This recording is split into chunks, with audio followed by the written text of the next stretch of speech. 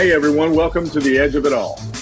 I'm your host, Trey Edge, and I look forward to going on this journey with you. Each episode, I'll talk to guests of all walks of life, and I'll ask them the behind-the-scenes truths we all want to know. I'll reach out to newsmakers, celebrities, athletes, and ordinary individuals who were there during some of the biggest events of our time. Together, we will hear the story behind the story.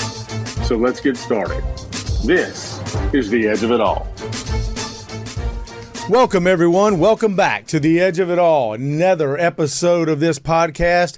Appreciate everyone tuning in, all the audience members that have joined us, everyone who has taken the time to listen to this podcast. We really, really appreciate it. Got a great guest for you today. He is known as the Gear Guru. We're going to get to him and his incredible story in just a minute. First, let us thank our sponsors who make this podcast possible. The first one, North Georgia _ Top 10. If you haven't been there, get there. Great vacation spot, family fun, vacation for your entire family, romantic getaway. Blue Ridge Parkway is there. You can do hiking. You can visit wineries. Whatever it is you want to do, North Georgia is a place to get to if you've never been there. It's one of my favorite spots. If you want to learn more about it, go to their Instagram site. It is NorthGA _ Top 10. That's NorthGA _ Top 10. Click the follow button and start planning your trip today to North Georgia. We also want to thank the Line Movers Network. They are the source for all your sporting news. Sports media, wagering news, daily fantasy sports news. You can find it all at the Line Movers Network. They do updates every day on every sport you may be interested in. You can follow them on Twitter at the _LM Network. That's at the _LM Network, and at their website on thelinemovers.net. Thank you to our sponsors for making the Edge of It All a thing and making this podcast happen. Now we get to the fun stuff, and we get to introduce an incredible guest and appreciate him coming on the show. All he's done for 3 decades or more is bring globally iconic products to the market that are anti-aging products, health and fitness products. He's done it all. And we are very, very fortunate to welcome the Gear Guru, Mr. Patrick Netter, to the show. Great to be here, Trey. I'm thrilled to share some stories with you. Absolutely. Appreciate you taking out the time, because when I started researching you, we had the privilege of meeting a couple days ago. You're a busy, busy man. Even if it's just sitting and talking, there's a lot going on. And to take the time and sit here and discuss your career, what you've done, and what you're doing today, we really appreciate you taking the time. It's great to be here. Before we get to some of those key successes of your career, I wanted to take you back, if you don't mind. And I want to take you back to the beginning, because all of these things that you've done, whether it was an elliptical machine and gravity boots, and we'll get to all of that, I wonder if there was in your childhood that tinkering, the gadget type of thing that you can think back and remember, yeah, that's where it all began. I can remember being that kid. So it's a great question. I'm not sure about the tinkering, but the entrepreneurship started when I was 7 years old. I was living in White Plains, New York, and I think my mother suggested, listen, it might be good for you to have a paper route. So I did it for about 3 or 4 days, and I said, this is a lot of work. I was good at folding the paper, which I can still do today. However, I hired 2 5-year-olds to do all of the delivering. And on Friday nights, I would collect the money. And I remember it was the first time I saw a color television. And I think maybe that was the first gizmo. That is a great story. That is an incredible story. So you hired 5-year-old. I mean, you didn't have to worry about workplace conditions or anything like that back in the day. There were more lenient laws back there for 7-year-olds in terms of absolutely hiring. Underage workers and all that kind of stuff. You grew up. What got you from? You said White Plains. White Plains, New York. What got you there to La La the Land? West Coast? My mother decided to marry a husband number 3. There you go. And thank God. It was a tumultuous time. It was a little scary time being a 15-year-old, knowing literally no one coming out here. Sure. But a lot of good things fell into place and led to some nice things. You mentioned that you remember the entrepreneurial part of your childhood. A lot of what you've done has taken a kind of a tack toward health and fitness. Yes. Even mental health. Do you remember, were you a fitness guy? You know, I don't want to say use the word guru too much, but were you into it that much that you said, you know, I have a love for this and a passion for this. This is where I want to take this thing in my brain. I was fortunate, good genes for athletics, meaning not professional, but for recreational. And father number two was in the sporting goods business. So he dragged me around to different sporting goods stores. And at 12, I had a physical breakdown on the baseball field. And my mother met somebody who was into nutrition. And I started taking supplements at 12 years old. Wow. And to this day, and I'm over 39. Me too.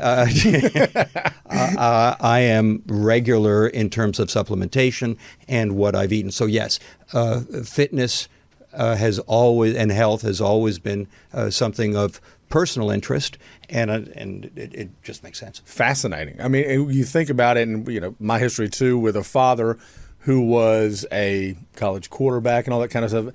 Very relatable for people who've walked that path, not just to find success in it, but that breakdown point. You know, that you mentioned that you had a breakdown on a baseball field. It's a breakdown that almost you find yourself rebuilding from. And maybe that's something throughout your career, because not everything's a success. Correct. Failure, and you right? I mean, is No that doubt. like the first lesson of, okay, breakdown, I've got to get out of this and turn this into success? Is that kind of a metaphor for the rest of your career? Listen, I was a C+, B- student in high school, and I graduated a year early. I skipped fifth grade. Not that I'm so smart, but I was ADD, and I was all over the place, and divorces and stuff. So when I went to, I'm 17 years old, and I go to a West LA college, and they say something about the dean's list. And I go in, I said, what is a dean's list? I didn't even know. Well, you need, a 3.5. So I figure I'm taking two classes. I'm taking psych, and I'm taking something else I don't remember.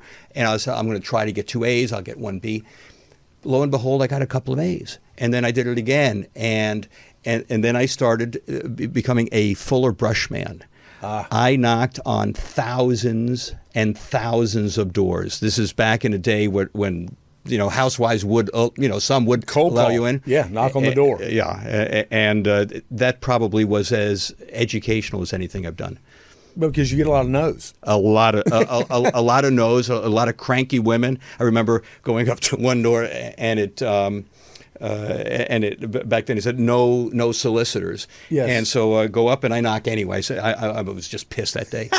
I knock on the door. She comes out, and this old biddy goes, and she says, "Can't you read that sign?" And I look at it and I squint and I said, "I'm not smoking."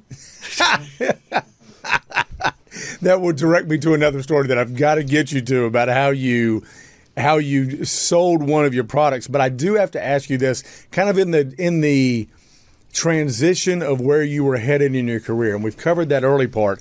But when I think of the start of your career, if I said, tell me about your first office space, where it was, and what was around you, please enlighten us and tell the audience about that in whatever words you choose. So Trey, this is a hopefully this is a family show here, and we can keep things under somewhat PG rating.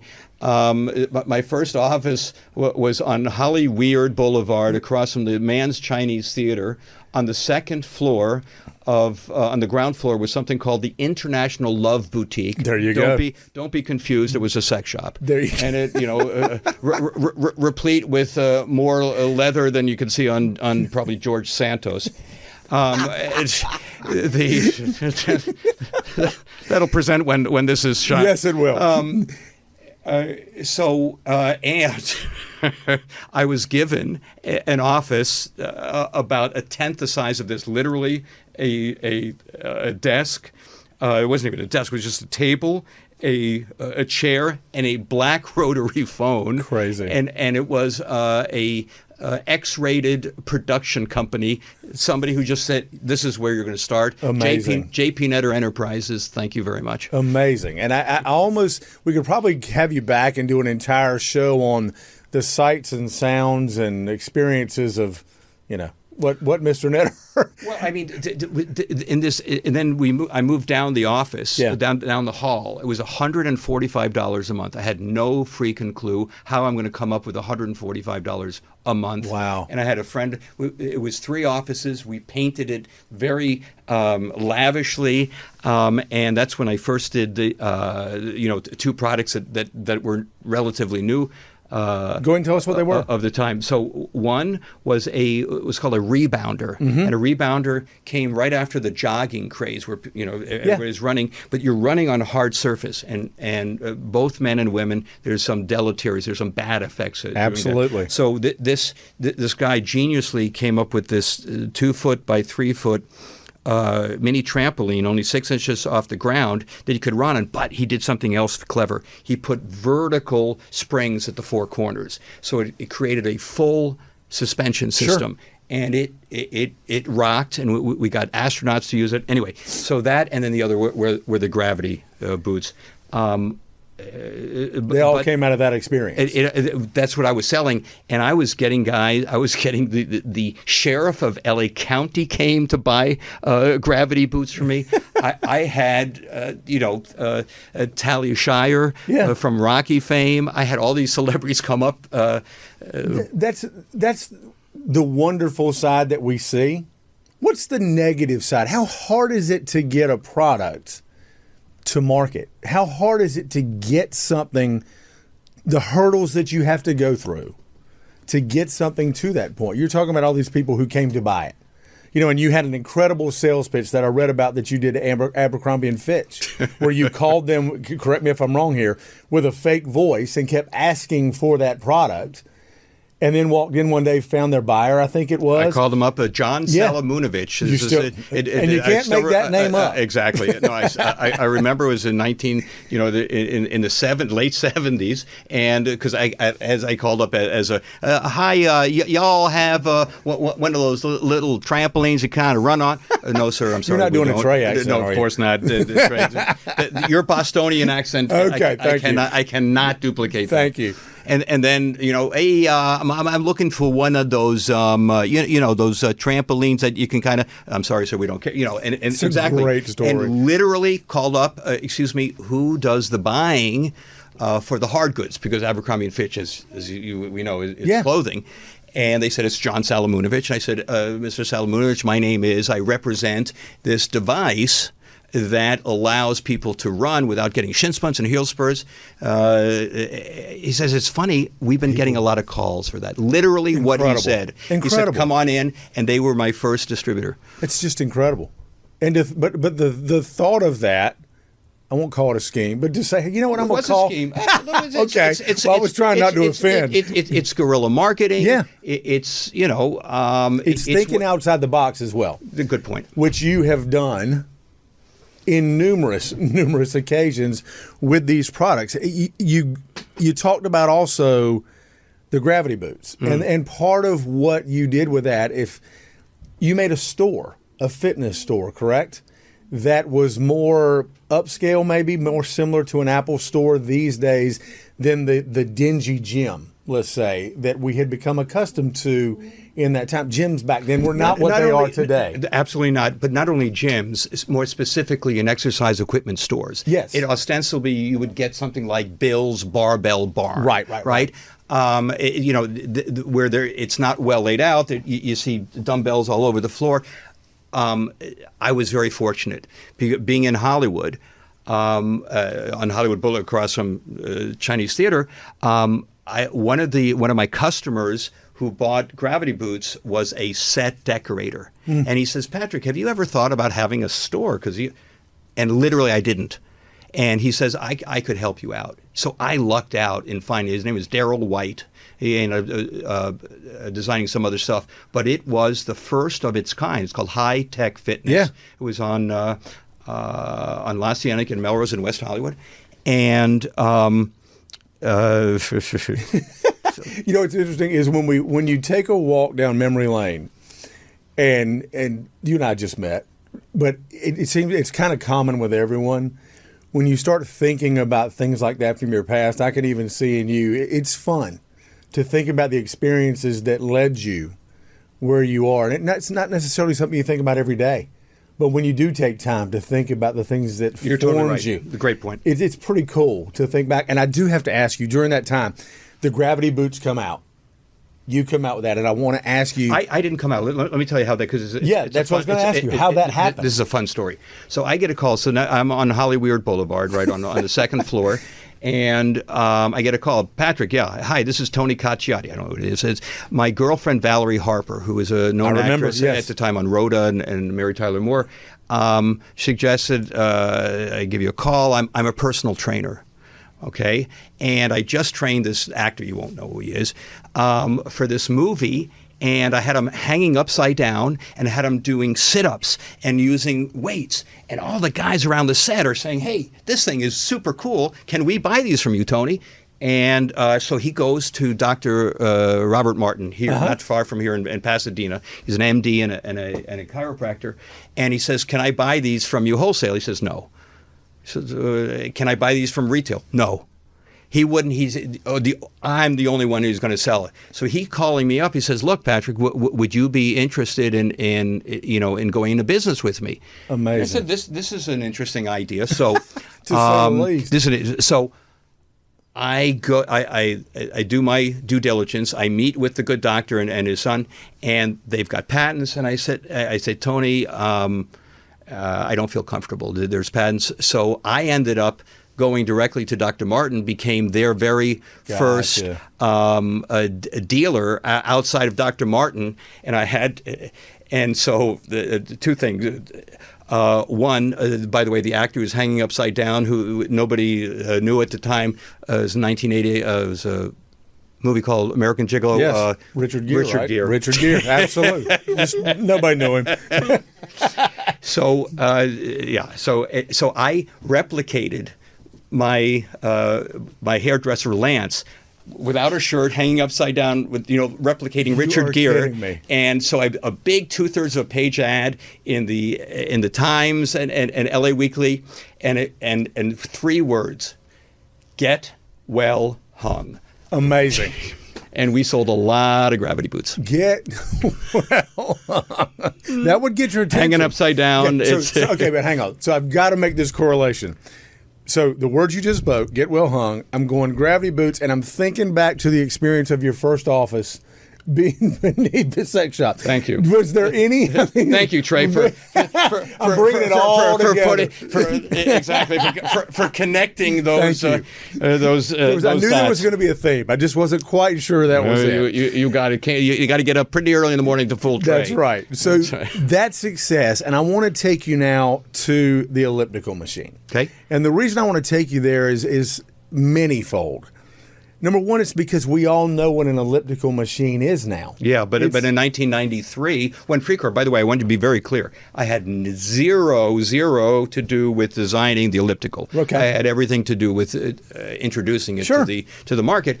So this is in 1993. I was in Chicago at the NSG, the National Sporting Goods Association, covering it for CBS This Morning or something, and Precor, who was a preeminent manufacturer of high-end commercial machines, they had 4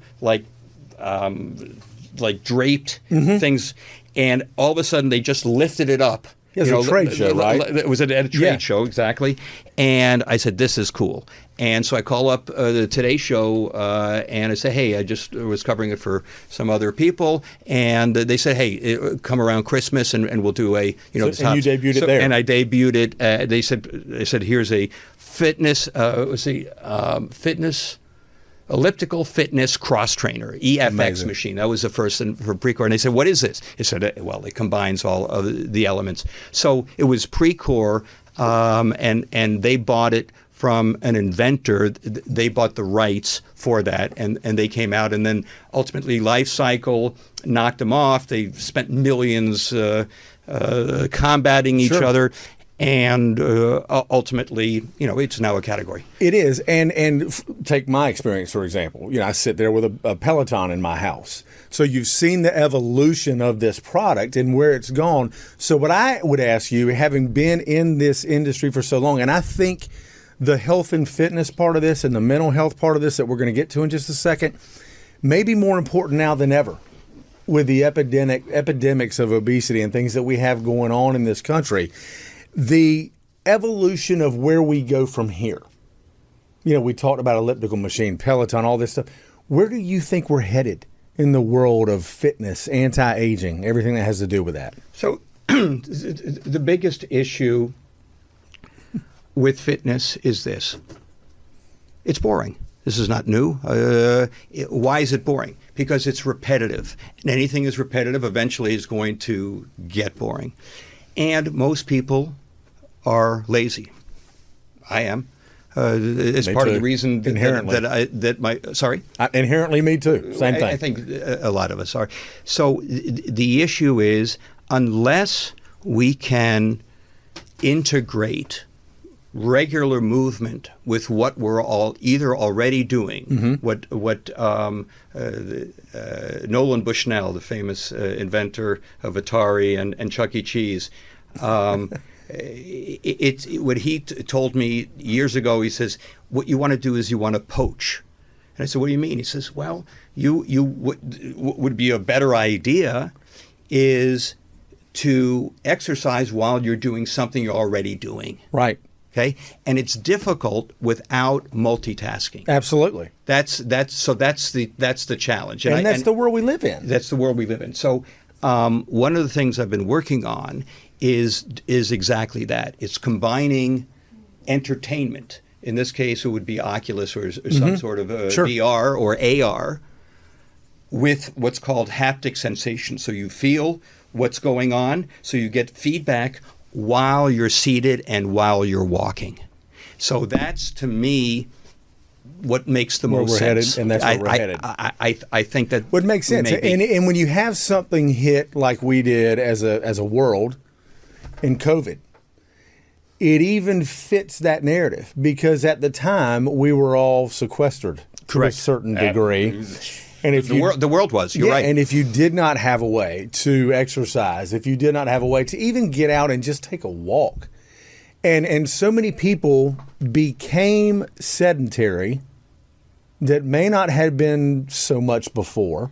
People are working virtually from home, sitting, staring at their computer screens. That's what we're talking about, right? Absolutely, you're right. There has been a major shift in terms of our life and our lifestyles, in terms of working, of what we're doing.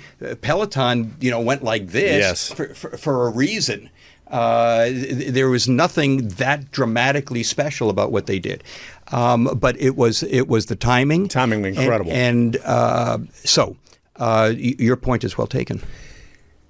When you talk about these issues, and I want to get to what you're doing now, but when you talk about these things, and you've talked to so many people across the country, national shows, local cable TV shows, when it's not just about product or promoting a product, is that what it's about? Is it about the mental? Is it about making this just a better place, a healthier place for all of us? Well, that's noble. It's a noble concept. And with all due mildness or humility, that's my intention. Sure. But when you look at what you're doing, I mean, those are targeted things. Yes. Anti-aging. Yes. Health and fitness. Yes. If we all do that to a certain extent, even if it's just a little bit more, we're all better off. Yes. And I'm now focusing in on two populations that have been relatively ignored when it comes to health and fitness. One are kidlets, as I like to call them, and the others are people who are challenged, mobility challenged. Absolutely. They have issues walking for variety of reasons. Absolutely. So those are the two groups of people that I'm focusing on now. Incredible. And I wanted to ask you specifically about that. Link to North Carolina, I think, when we talk about the walking classroom study. Please tell us about that. Trey, you've done your homework. I like that. I don't know if you know much about North Carolina. I know you have something about something about Georgia. No. And I'm a Tar Heel. Yeah. By the way, I think I may, next time I'm in your neck of the woods, I may have to try that. What's the name of that company? North Georgia Top 10. North Georgia Top 10, and because that sounded, when you described it, that sounded interesting to me. The sponsor will be happy to hear that. So back to the walking classroom study. This is fascinating. Turns out something that a lot of us would think naturally scientifically works. Here's what they did. 319 fifth graders from 3 different North Carolina elementary schools did this a study where they said, does walking have any effect on learning and mood? Wow. Okay. This was a landmark study. Turns out what they did is they for these 319 kids for several months they listened to they sat at their desk and listened. There's no teacher, but they listened to their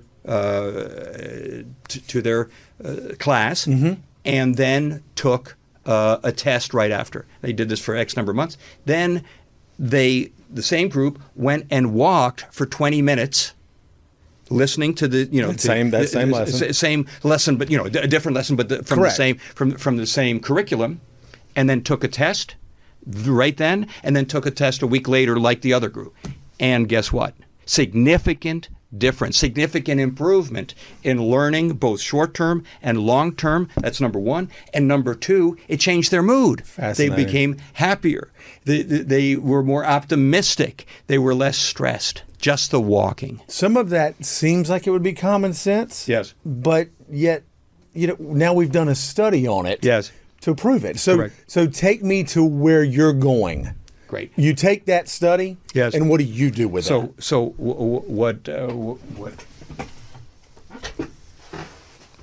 what I've done. Demonstrations. For those of you who can't see it on the video, exactly. You will see pictures of it. But I will tell you what's going on outside. Yes. So I'm taking. Mr. Netter is taking his shoes off. I'm taking my shoes off, not because I'm ready to take a bath, but I'm getting on. This would be the wrong place for that. Yes, it would.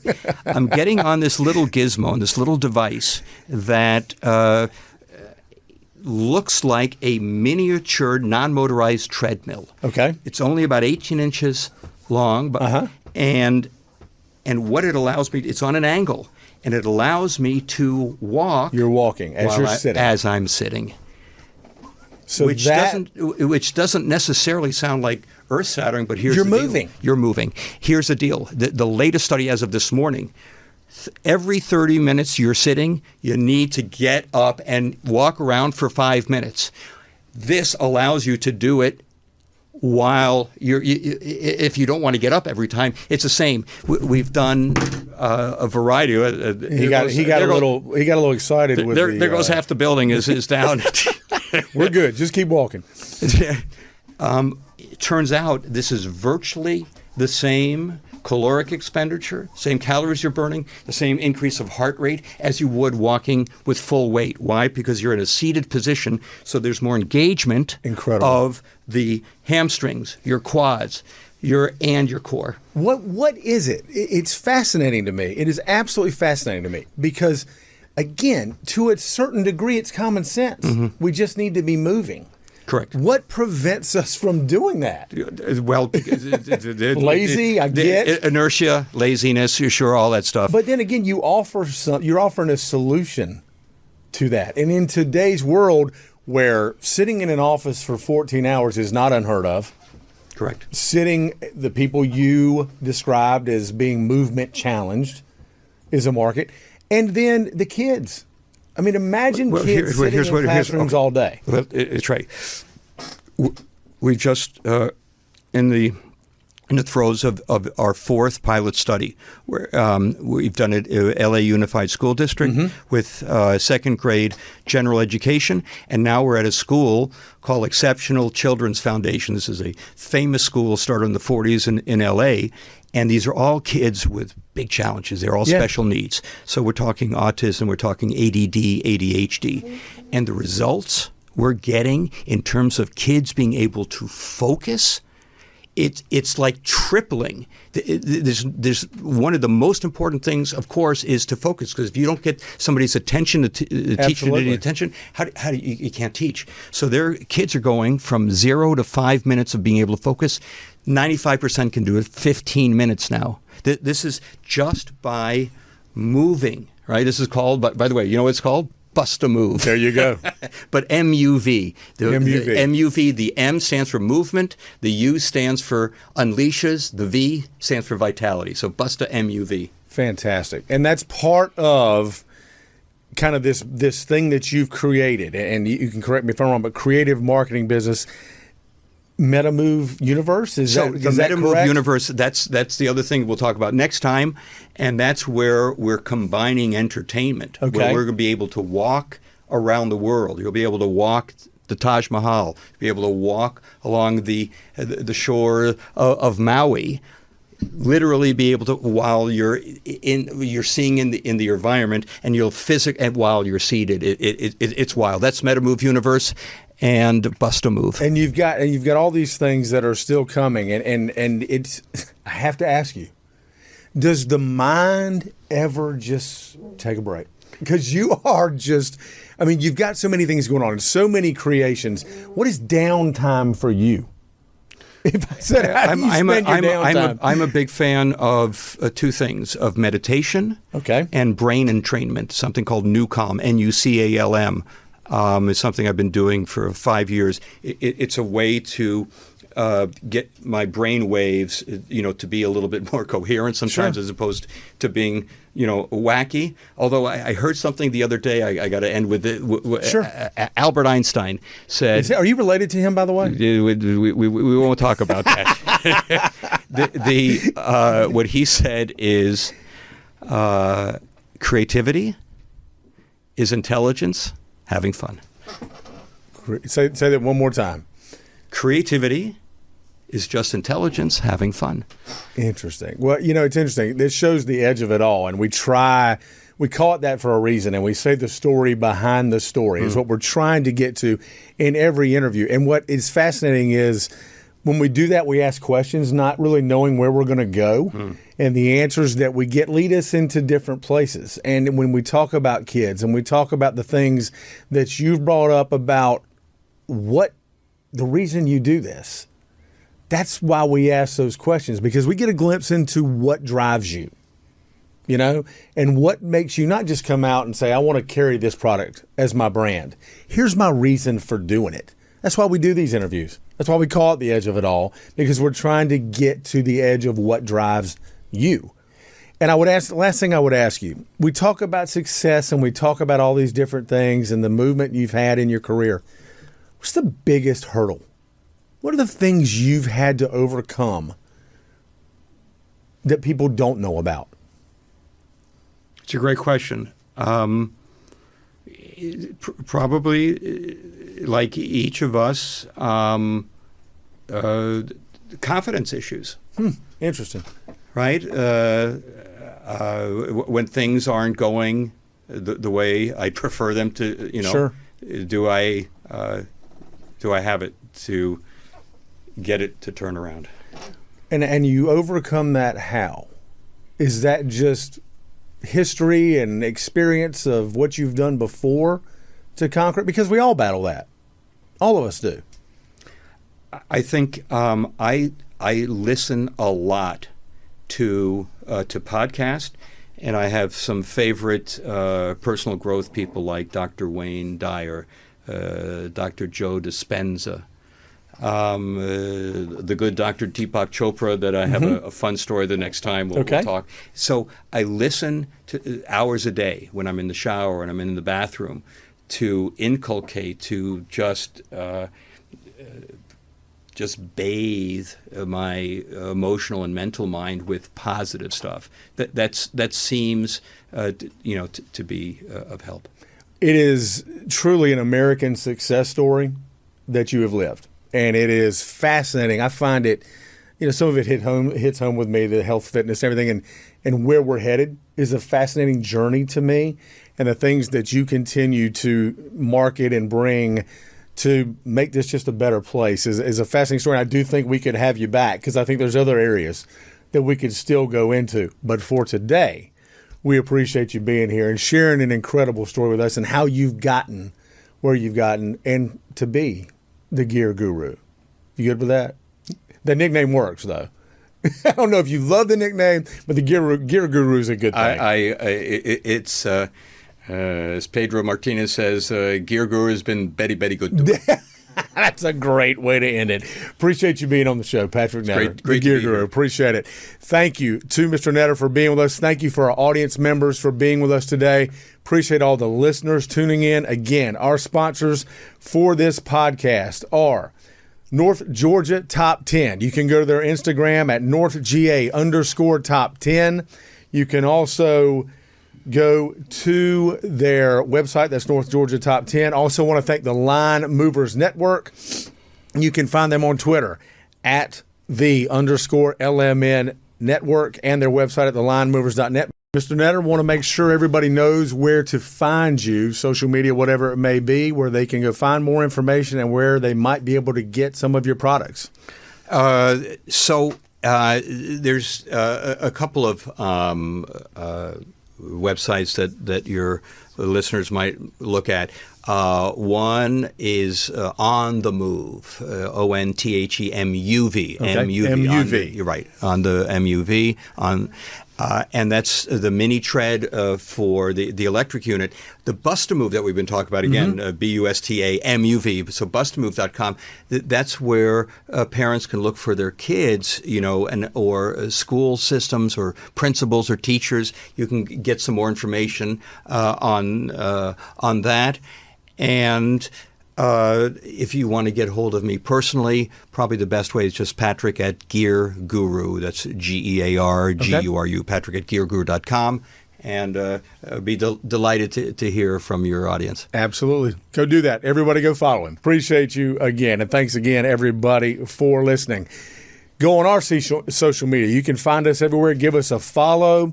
Don't forget to subscribe to our podcast wherever you get your favorite podcast, but don't forget to go to ubngo.com, where we have the pleasure of doing this podcast. They have an incredible array of podcasts you can listen to there, as well as listening to The Edge of It All, where you will get the story behind the story, a new episode each week, where you will hear something you've never heard before. Thanks for listening, everyone.